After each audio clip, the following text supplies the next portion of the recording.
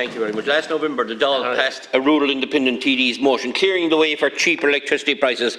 That motion was tabled, debated and passed on the 16th of November last, almost 6 months ago. That motion explicitly instructed the government to immediately change policy and implement regulation to cap the prices paid to wind farm operators and energy companies, and to place a windfall or excess profit tax on all energy companies, to provide for cheaper household electricity bills.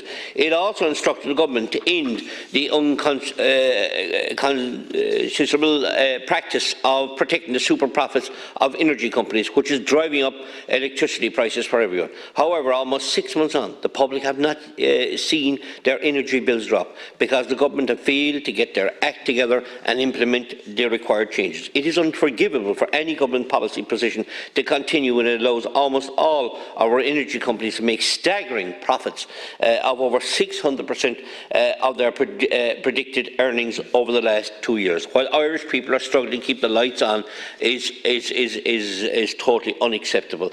The carbon tax, Minister, has been mentioned here often and again.